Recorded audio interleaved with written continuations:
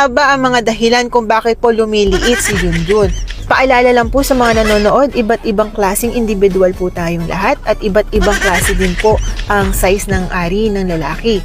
Alam nyo po ba na most likely ito po ay nasa imahinasyon nyo lamang at nagkakaroon po ng psychological effect kung bakit po pakiramdam nyo ay lumiliit po si Junjun. Ang katotohanan po dyan ay hindi naman po ito lumiliit or naiiba po ang paningin po ninyo. Dahil maaari pong overweight po kayo, sa laki po ng inyong tiyan ay pakiramdam nyo ay lumiliit po siya.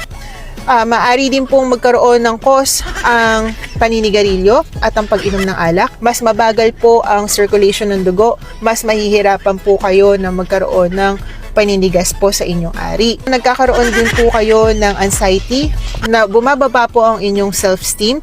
Nagkakaroon po ng factor yan psychologically, na kapag feeling nyo ay kinakabahan kayo or feeling nyo ay hindi okay ang inyong performance o magiging performance sa inyong intercourse, ay maaari po itong makaapekto sa inyo. O pakiramdam nyo ay lumiliit po yan.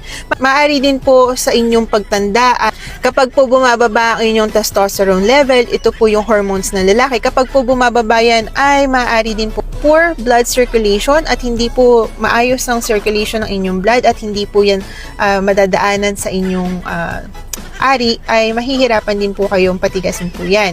At maaari din po meron po kayong erectile dysfunction or hirap po kayo na mag-erect sa inyong ari.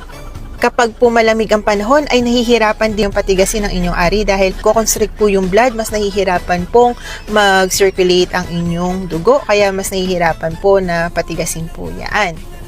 Kailangan nyo lang pong matulog ng maayos, mamahinga, mag-exercise araw-araw, uminom ng maraming tubig, at kumain ng mga pagkain na masustansya para po masupplement ang inyong performance.